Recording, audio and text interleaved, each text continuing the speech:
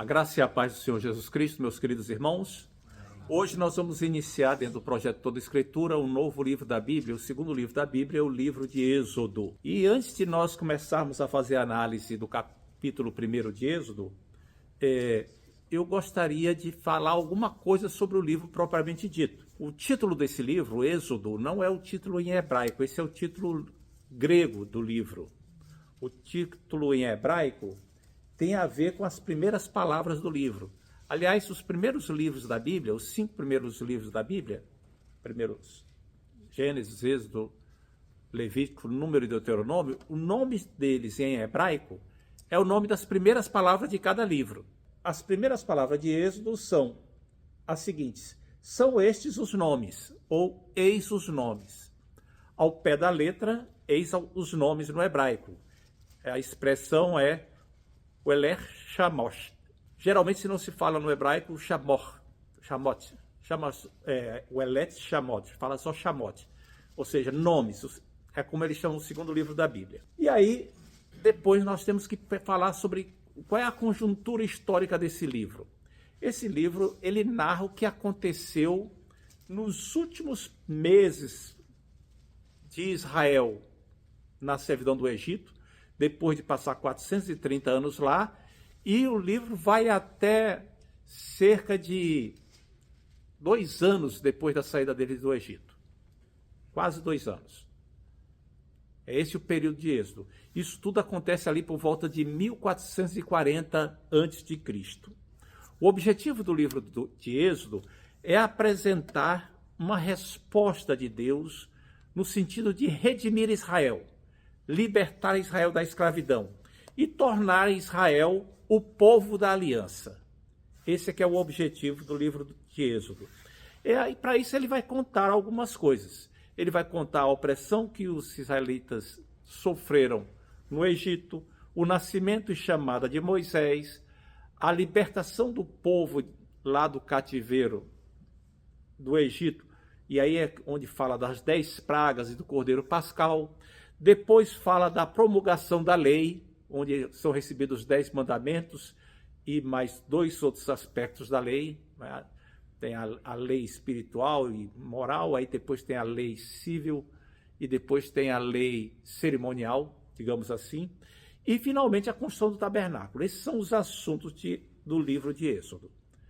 Nós iremos ver então isso aí parte a parte no decorrer desses estudos.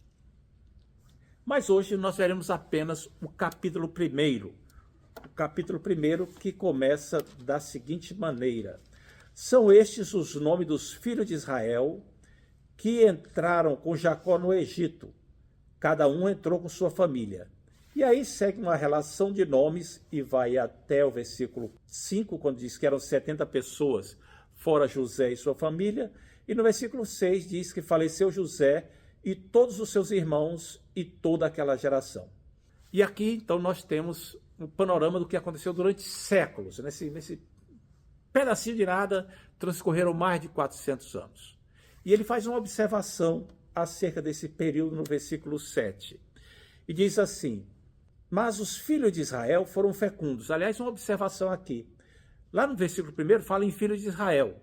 Ali, Israel é sinônimo de Jacó. Os filhos de Jacó. Mas aqui no versículo 7, já é a descendência inteira de Israel. Já é o povo de Israel. Mas os filhos de Israel foram fecundos e aumentaram muito, e se multiplicaram, e grandemente se fortaleceram, de maneira que a terra se encheu deles. Note que aqui nesse versículo existem 4 expressões de crescimento do povo. Fecundos, aumentaram muito, se multiplicaram e grandemente se fortaleceram. Então, é uma taxa de natalidade tremenda, que contrasta de uma maneira muito interessante com os antepassados deles. Sara, Rebeca, Raquel, todas eram estéreis. Mas agora as mulheres são extremamente fecundas. Deus está fazendo o povo se multiplicar. E essa taxa de multiplicação é ainda mais acentuada quando diz no final do versículo que a terra se encheu deles. Então, uma bênção tremenda, e eles encheram a terra. No versículo 8 já diz assim: entremente se levantou um novo rei sobre o Egito, que não conhecera José, um novo rei. Como é que esse novo rei que se levanta e não pode conhecer José? É uma pergunta natural. Como é que esse camarada não conhece? Então tem duas questões aqui. Primeiro, pode ser que a expressão não conheceu José possa significar que ele não tinha ouvido falar de José, não sabia quem era, não tinha registro disso. Ou então pode significar que eu sei quem ele foi, mas não estou ligando. Não estou nem me importando com isso. Vamos pensar um pouquinho na primeira hipótese. Esse faraó aqui, não conheceu José. Como é que pode ele não ter conhecido José? Bom, José viveu 400 anos antes, 400 séculos, numa época que não havia imprensa, não havia livros como nós conhecemos hoje, não havia internet, não havia jornal, os registros históricos eram muito escassos. Hoje ainda, quando os registros históricos são bem precisos e há grande abundância de registros, poucas pessoas no Brasil, inclusive políticos, são capazes de dizer por que é que nós temos que ser gratos à Imperatriz Leopoldina. Muita gente nem sequer sabia que houve uma Imperatriz Leopoldina no Brasil. Ainda mais por que a gente tem que ser grato a ela?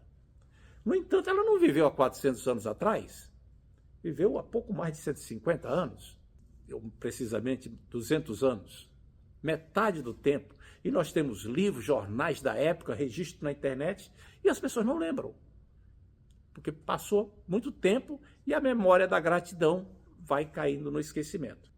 Mas pode ser também que uma segunda explicação. Pode ser que este faraó aqui não fosse o faraó egípcio da corrente normal dos faraós.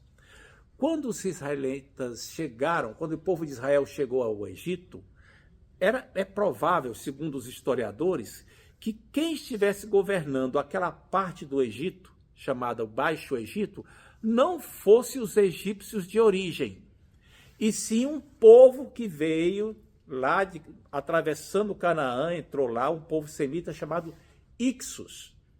E eles dominaram aquela região toda do Egito durante alguns séculos, que coincidiu com a época que os israelitas estavam lá. Talvez isso explique porque é que os israelitas foram tão bem-vindos, além da bênção que Deus permitiu para José, porque os Ixos estavam dominando.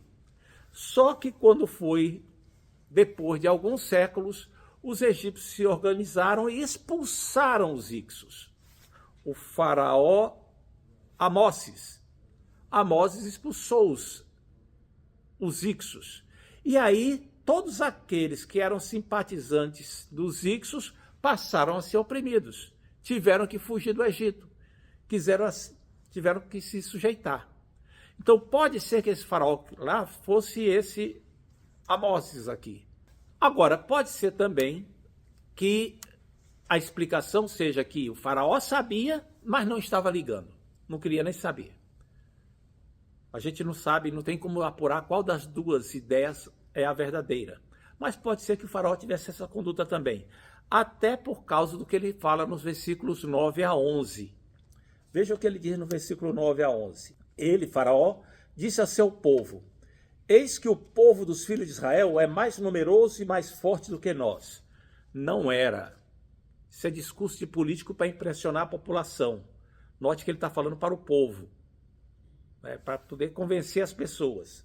Não tem como o pessoal de Israel ser mais numeroso do que os egípcios. Eles eram imigrantes. Versículo 10.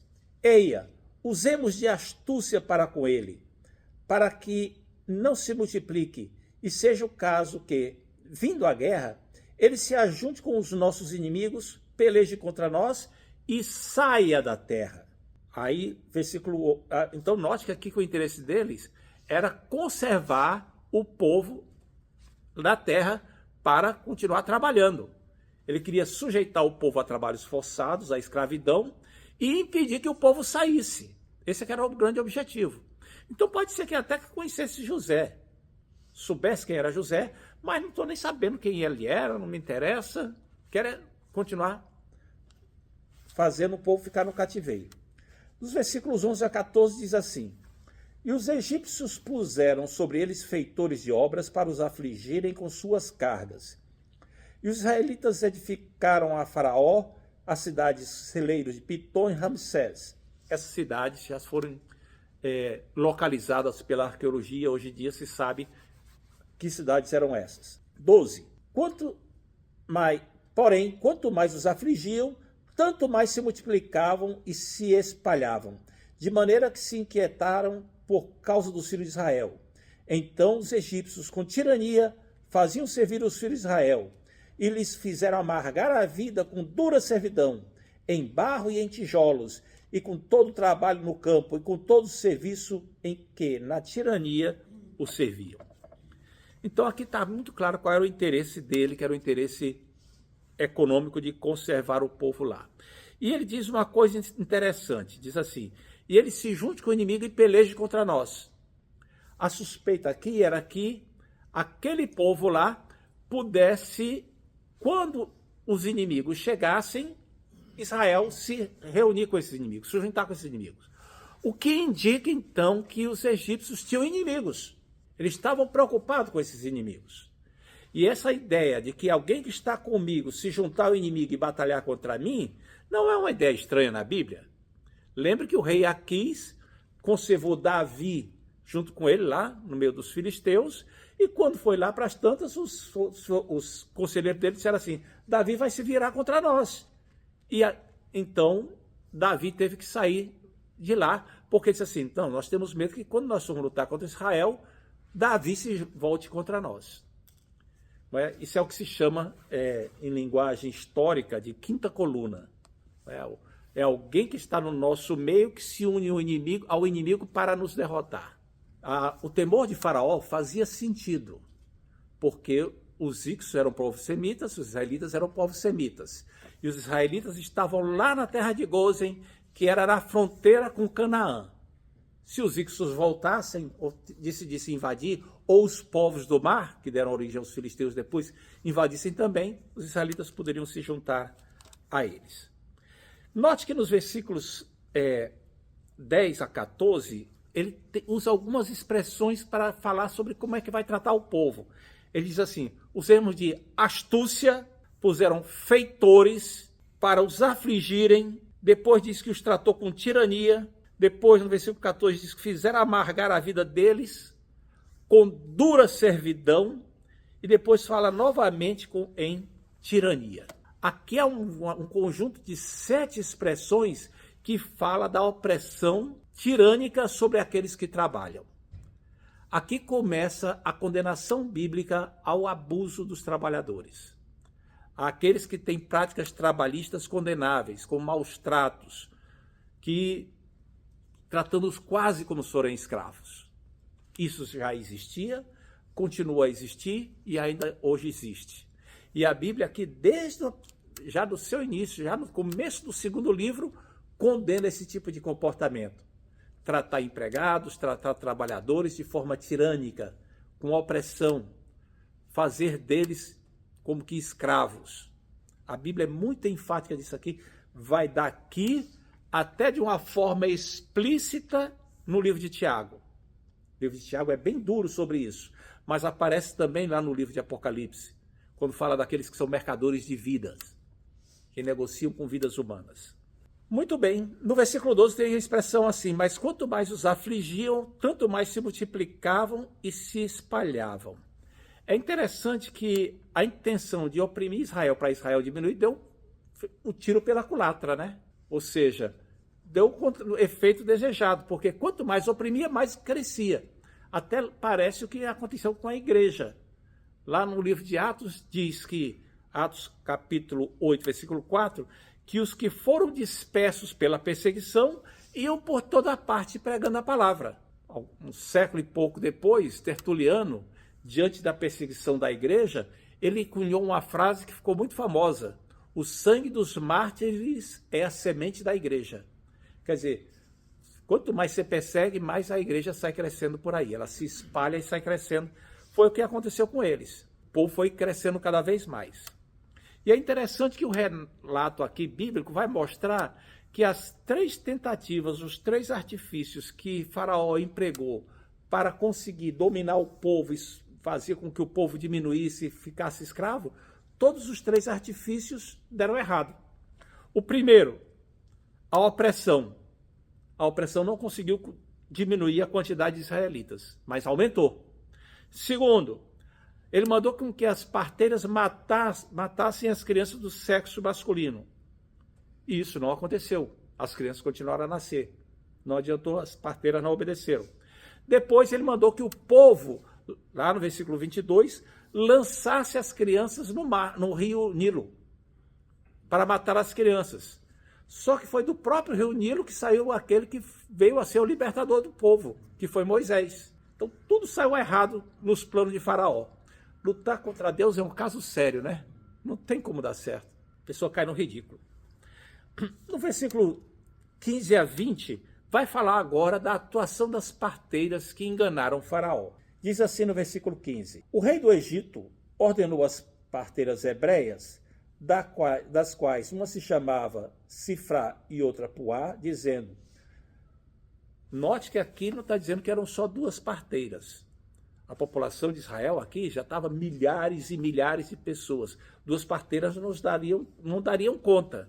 Mas aqui não está dizendo que eram as únicas parteiras. Está dizendo das parteiras, duas tinham esses nomes. Sifrá e outra Puá, dizendo, versículo 16, quando se virdes parteiras hebreias, examinai, se for filho, matai-o, mas se for filha, que viva. As parteiras, porém, temeram a Deus e não fizeram como lhes ordenara o rei do Egito. Antes deixaram viver os meninos. Então o rei do Egito chamou as parteiras e lhes disse, por que fizeste isso, deixaste de viver os meninos? Elas responderam a Faraó, é que as mulheres hebreias não são como as egípcias, são vigorosas, e antes que lhes chegue a parteira, já deram à luz a seus filhos. E Deus fez bem às parteiras, e o povo aumentou e se tornou muito forte. Versículo 21. E porque as parteiras temeram a Deus, ele lhes constituiu família. Aqui a gente nota uma opção de coisas interessantes, né? Primeiro, a ordem de Faraó, mandando matar as crianças, né? Lembre que essa ordem de matar a criança aparece mais 2 vezes na Bíblia, tirando os opressores, né? Que querem matar a criança. Um foi Faraó, outro foi Atalia, que era casada com o rei de Israel. Quando o marido morreu, ela mandou matar a descendência toda e ela assumiu o reino. Atalia era filha de Jezabel, era avó de Joás. E Herodes. Esse trio terrível aí, eles tinham o objetivo de matar as crianças. Mas por que essa sede sanguinária de matar as crianças? Para impedir o nascimento do Messias. O plano diabólico era evitar que se cumprisse a promessa do Éden, que da semente da mulher iria nascer um que iria esmagar a cabeça da serpente. Então, o que está acontecendo é que agora Satanás quer exterminar aquele que percebe que é a semente da mulher. Veio por Eva, depois pela esposa de Noé, de Sete, depois esposa de Noé, por Sem, o filho dele, veio vindo por Abraão, Isaac, Jacó. É desse povo. Então tem que matar esse povo todo para evitar o nascimento do Messias. É por isso que lá no livro de Apocalipse, capítulo 12, diz que o dragão, que é a antiga serpente de Satanás, está escrito lá, se levantou contra o filho que nasceu da mulher, que representa o povo de Israel, tentando acabar com a semente santa. A semente santa aqui no sentido de que é a semente através da qual Deus tinha planejado que viesse a nascer o Messias, não é ainda a igreja. Muito bem. E aí, no versículo 16 diz assim, examinai, ou seja, preste atenção. O termo em hebraico é interessante, olha as duas pedras, olha as pedras, se referindo aos órgãos genitais masculinos. Se for homem, matem. Não é? Muito bem, matai-o. Versículo 17 diz que as parteiras, porém, temeram a Deus. Note que agora que o destino das coisas estavam providencialmente nas mãos das parteiras, que, entre aspas, por acaso, temiam a Deus. O destino todo foi colocado nas mãos de parteiras que temiam a Deus. Olha como Deus arranjou as coisas. despertou o temor de Deus naquelas parteiras. Pessoas por quem não se daria nada. Mas elas é que preservaram a descendência. Foram responsáveis pela preservação do povo. E por que elas fizeram isso? Porque temiam a Deus. É interessante que Deus não apareceu às parteiras. Deus não deu uma ordem para elas. Elas temiam a Deus. Elas sabiam o que era certo e o que era errado. Disse, não, matar inocentes? Não, não vou fazer isso. Isso está errado. Os 10 mandamentos não tinham sido dados ainda. Não havia lei, mas elas sabiam o que era certo e errado diante de Deus. E elas temeram a Deus. E desobedeceram ao faraó. É impressionante também, porque a gente vê que Deus as abençoou e elas constituíram família. Mas elas não oraram sobre isso. Senhor, nós preservamos as crianças, nós nos arriscamos e agora, Senhor, nos dá família. Não. Elas não tinham a menor expectativa. Pela lógica do que acontecia, elas sabiam que poderiam ser mortas a qualquer momento, poderiam ser executadas. Mas havia o certo e o errado. E elas escolheram fazer o certo. Deram uma desculpa esfarrapada lá para Faraó. Não, é porque as mulheres hebreias não são como as egípcias. A gente chega lá e já tiveram filho. É interessante que há uma dúvida sobre o melhor significado dessa tradução, dessa questão no hebraico. Porque pode dizer assim, que as mulheres hebreias não são como as egípcias, no sentido de criticar as mulheres egípcias. As mulheres egípcias são muito Nutella. Tem que ter a parteira lá para nascer, senão não tem o neném. Mas as mulheres hebreias não, elas estão acostumadas com o trabalho pesado, quando chega lá já tiveram filho. Elas são mais vigorosas. Pode ter esse significado. Mas se mudar uma vogal lá, e no hebraico não existe vogais, as vogais são acrescentadas depois, pode significar que as mulheres hebreias são brutalhonas, como se fossem animais. Não são como as egípcias, que são seres humanos. Quando a gente chega lá, as mulheres hebreias já tiveram filho, é que nem uma vaca. Então, qual dos dois sentidos não dá para ficar claro, porque a gente não tem o sentido. Mas, de qualquer maneira, o faraó engoliu aquilo lá e tentou dar um outro jeito. Mas o que se destaca aqui é a atitude das mulheres hebreias. Elas não barganharam com Deus, não hesitaram, Deus não apareceu para elas e elas simplesmente fizeram aquilo que era certo. A questão é a seguinte, quem eram essas parteiras no que diz respeito à etnia? Elas eram hebreias ou eram egípcias? Note que o texto aqui fala no versículo 15, diz assim, o rei do Egito ordenou as parteiras hebreias. Então, o texto explicitamente as identifica como hebreias. Mas mais do que isso, os nomes Sifrá e Puá são nomes semitas, não são nomes egípcios, não são nomes camitas. Então, elas são chamadas de hebreias e os seus nomes são nomes típicos da etnia semita. Então, elas eram hebreias que trabalhavam como parteira entre os hebreus. Muito bem. Aqui nós terminamos o capítulo, né? No próximo, a partir daqui, então, nós lemos que, versículo 22, o faraó ordenou a todo o povo, dizendo, a todos os filhos de Israel que nasceram, os hebreus lançarei no rio Nilo, mas a todas as filhas deixareis viver. Por que ele tinha interesse em matar os meninos e preservar as meninas? Possivelmente porque os meninos é que seriam os guerreiros para se unir com o inimigo. Mas as mulheres eram fecundas. As mulheres tinham muitos filhos. Então os egípcios poderiam ficar com essas mulheres para aumentar a população do Egito. Então ele iria diminuir o potencial de inimigos e aumentar o potencial de nascimento de egípcios. Esse aqui era possivelmente o plano de Faraó.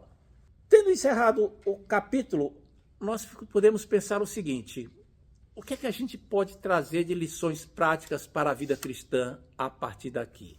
O que é que a gente pode lembrar de coisas aplicáveis na vida cristã? Primeira coisa que a gente tem que lembrar é a fidelidade de Deus às suas promessas. mesmo sob opressão. Ou seja, você percebe que o fato de uma pessoa pertencer ao povo de Deus não isenta a pessoa de sofrimentos. Ela sofre às vezes. Porém, Deus está presente mesmo no meio dos sofrimentos. E Deus, mesmo no meio dos sofrimentos, mesmo no meio da opressão, mesmo no meio da perseguição, Deus faz com que o seu povo progrida espiritualmente.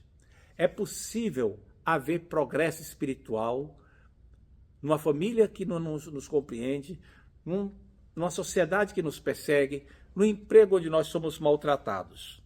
O crescimento espiritual não depende da circunstância externa, depende da nossa relação com Deus. E Deus cumpre suas promessas e faz com que haja crescimento, assim como ele fez aqui. Então, independente da situação em que você viva, qualquer que seja ela não tem o poder de separar você do Deus poderoso que lhe salvou e faz você crescer espiritualmente. Por isso é que Paulo fala lá em Romanos, quem nos separará do amor de Cristo? E sai dando uma série de possíveis inimigos, né? Altura, profundidade, riqueza, pobreza, etc, etc. Seja potestade, nada nos separará. Nada nos pode separar do amor de Deus que está em Cristo Jesus, nosso Senhor. Então, mesmo no meio das tribulações, em qualquer que seja o cenário, Deus está conosco. Segunda lição que eu gostaria de mencionar é a questão da desumanização promovida pelo pecado estrutural. Uma porção de palavras complicadas aqui numa frase só, né? Desumanização promovida pelo pecado estrutural. O que é a desumanização? É você tratar o ser humano como se fossem animais, como se fossem coisas, como se fossem bichos. E o que é o pecado estrutural? O pecado estrutural é o pecado que vai além da pessoa humana, mas sai contaminando todas as esferas de onde o ser humano habita. Na sociedade, nas circunstâncias políticas, nos meios, nas empresas, e tudo quanto existe ao redor da habitação humana, ao redor do ser humano, está contaminado pelo pecado. E aí as instituições ficam pecaminosas. E porque as instituições ficam pecaminosas, muitas vezes elas aceitam determinadas práticas que são erradas diante de Deus, como era o caso de Faraó. O Faraó aqui, lá no Egito, desenvolveu uma prática extremamente pecaminosa, desumanizar o povo de Israel, tratar o povo de Israel como se fossem bichos, ou qualquer outra instituição que faça isso, como se fossem animais ou sub-humanos. No entanto, isso é errado. Era tolerado pela sociedade. No século XIX, até o século XIX, meados do século XIX, a escravidão era tolerada em muitos lugares. Hoje em dia, existem muitos lugares que a discriminação étnica, religiosa, social, racial, é tolerada em muitos lugares. Isso é errado. Mesmo que a lei permita, a lei local permita, é errado. O pecado contamina as estruturas da sociedade. E nesse meio todo, nós temos que tomar cuidado para a gente não se deixar levar pela mentalidade da sociedade. A mentalidade da sociedade sai contaminando a gente de tal maneira que a gente se acostuma com aquilo. É tal história, né? Como é que você vai explicar para o peixe o que é a água? Ele está sempre vivendo dentro d'água. Ele vive ali.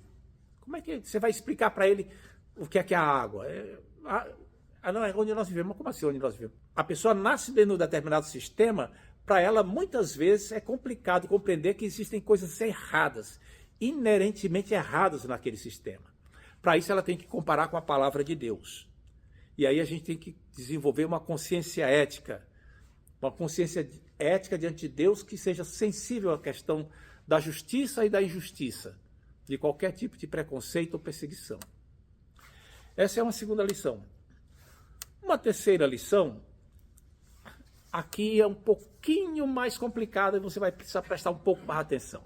A terceira lição aqui, que eu digo que é um pouco mais complexa, é o seguinte: obedecer aos princípios divinos tem maior prioridade que colaborar com a impiedade. O que quer dizer isso? O fato puro e simples é: as parteiras mentiram. Elas enganaram o faraó, desobedeceram o faraó e mentiram. Alguns escritores que tentam colocar um pano quente aqui, dizendo que talvez tenham falado a verdade. Não, elas mentiram. Está escrito claramente aqui que elas enganaram o faraó. Elas mentiram. Mas mentir não é errado. Como que as parteiras mentiram? No entanto, Deus as abençoou. Ué, Deus abençoou a mentira? Não, Deus abençoou quem mentiu. Ué, está no mesmo? Não, Deus não abençoa a mentira. Abençoa a pessoa. Mas, então ele sai abençoando os mentirosos? Como é que a gente resolve isso? É uma questão um pouco complicada da gente entender. E a gente tem que entender que, às vezes, nós nos encontramos com situações que são parecidas com essa das parteiras. Que nós temos que tomar decisões éticas quando dois princípios estão antagônicos, dois princípios são contraditórios. Nós nos deparamos com situações complicadas. Por exemplo, o caso de Raabe. Raabe sabia qual era o plano de Deus, fazer o povo de Deus entrar em Canaã. E aí chegam os espias na casa dela, os emissários do rei de Jericó. Cadê os espias? Ah, não sei, estavam lá escondidos, eu não sei, já saíram, foram por ali. Mas ela mentiu. E aí, depois ela foi abençoada, se tornou o antepassado de Jesus Cristo. E mais adiante ela é elogiada na Bíblia mais algumas vezes. Ué, mas ela não mentiu? Sim, ela não falou a verdade. Como é que a gente resolve isso? Qual o princípio que sai daqui que a gente possa aplicar na nossa vida prática? Uma outra questão, a Bíblia manda a gente pregar o evangelho, mas tem países que isso é proibido. E a gente vai pregar escondido, mas está desobedecendo a autoridade. A Bíblia manda obedecer. Romanos 13 manda obedecer. Mas a gente vai obedecer ou não vai? Como é que resolve isso? A gente tem que ser obediente, tá? A gente aprende isso na Bíblia, aprende isso na escola dominical, aprende nos cultos. Temos que obedecer às autoridades constituídas, pois não há autoridade que não venha de Deus. Está lá em Romanos 13. Aí você está com um filho passando mal, terrivelmente mal. Aí você sai no carro a toda velocidade, a 90 milhas por hora, ali na 93. E aí? Você desobedeceu, mas era para salvar a vida do filho? Não, tem que obedecer, deixa o filho morrer. Mas deixa o filho morrer? Obedece? Como é que resolve? Eu não estou perguntando o que é que você faria. Eu estou perguntando qual é a resposta que a gente tem para esse dilema? Como a gente resolve dilemas como esse e outros que possam aparecer na nossa vida? Qual é o princípio que deve ser usado?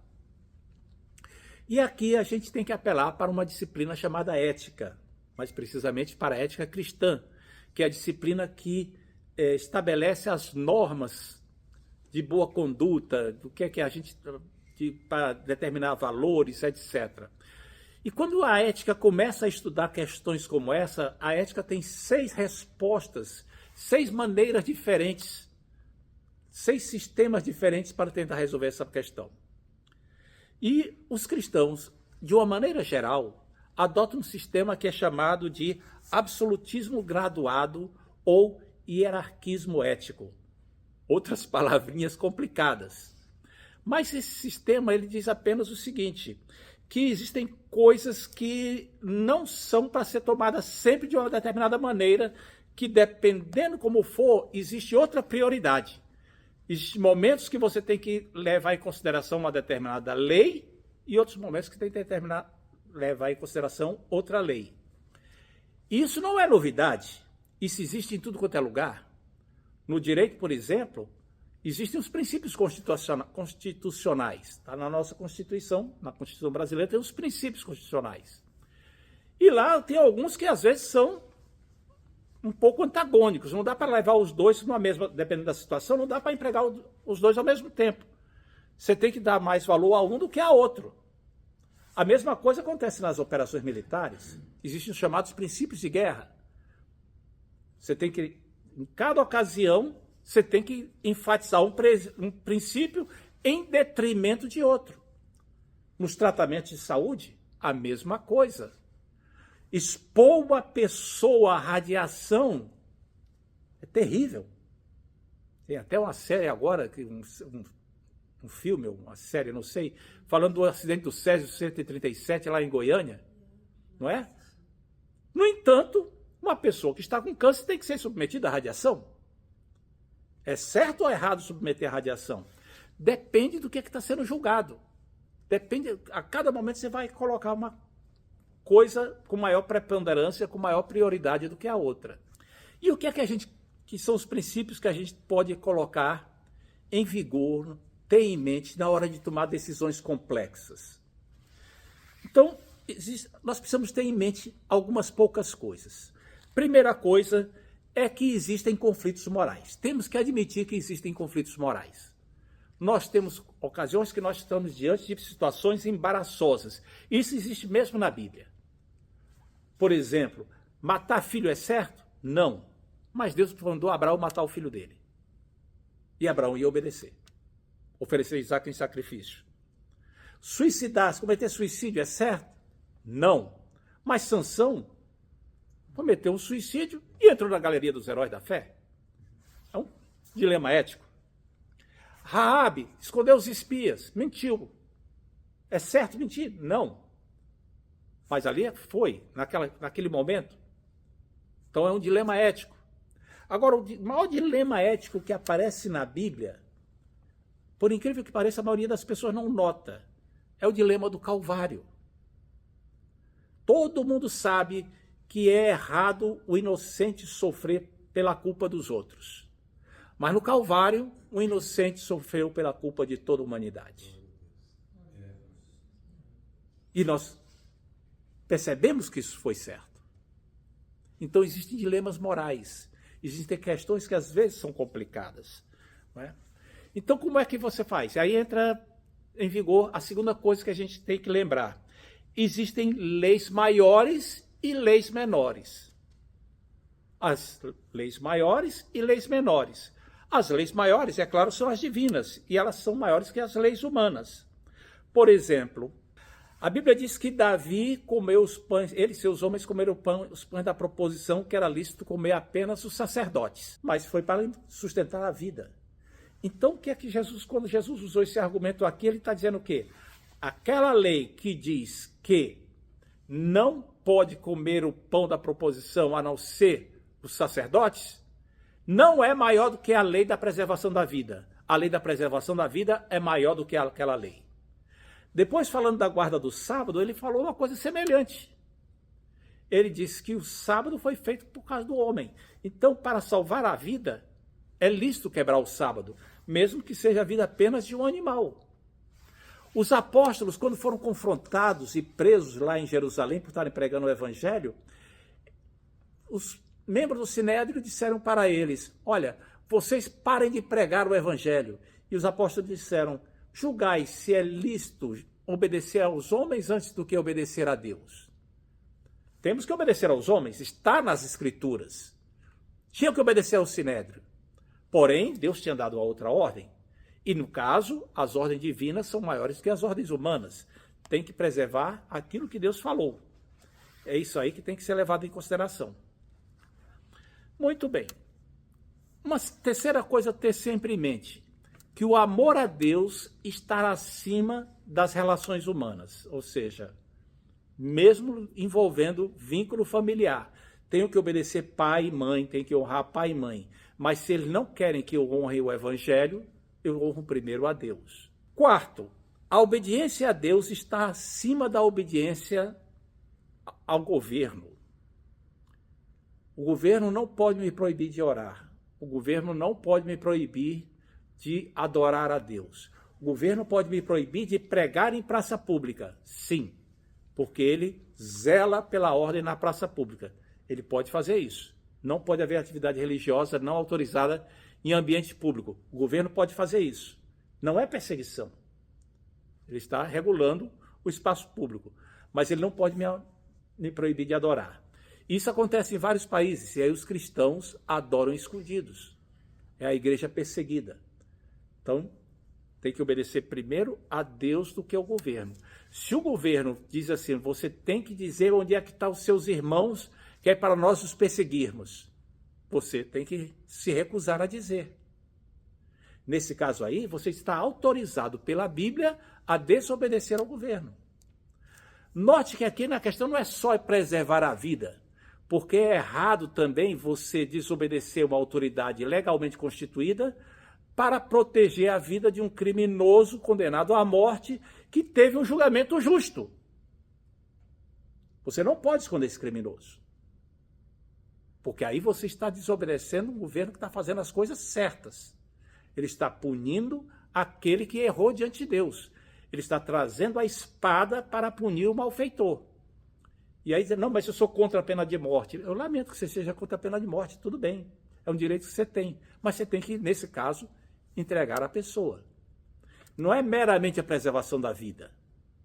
É mais do que isso. É fazer aquilo que é do interesse de Deus. Que foi isso que a Raabe fez. Qual é o interesse de Deus nessa questão? É que os espias vivam. Qual é o interesse de Deus que diz respeito aos filhos dos hebreus aqui nascendo no Egito?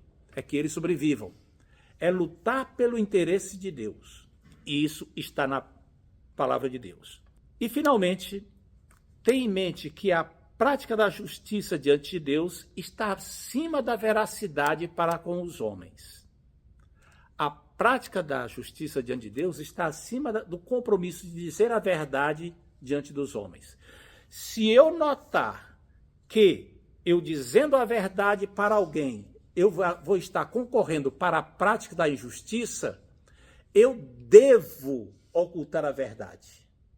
É meu dever cristão não colaborar com a injustiça, não colaborar com a iniquidade, não ser participante do pecado dos outros.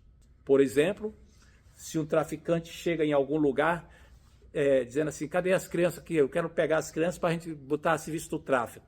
Ah, não, eles estão na casa da tia. Não estão embaixo da cama. Você não pode entregar as crianças, porque você vai estar colaborando com a injustiça. A gente não pode colaborar com a injustiça. E às vezes paga assim o preço. Mas é isso que a gente tem que fazer. Se for preciso, esconde, mente, etc. Isso daí ficou claro no caso das parteiras, ficou claro no caso de Raabe, ficou claro no caso de Corrie ten Boom, que escondia os judeus durante a Segunda Guerra Mundial, lá na Holanda, e tantos outros heróis que esconderam cristãos dos nazistas, daqueles que mentem para criminosos, para salvar a vida de inocentes. Essas pessoas estão agindo corretamente, porque estão evitando a prática da injustiça. Porém, esse não é o caso de mentir para o imposto de renda. Só para esclarecer. Por quê? Porque o imposto de renda é uma coisa correta. Está legalmente constituída. Foi votada. Está na Bíblia que a gente tem que pagar imposto, tem que pagar tributo. Aí, quando você mente, aí você está pecando diante de Deus. Pecando diante da autoridade e pecando diante de Deus.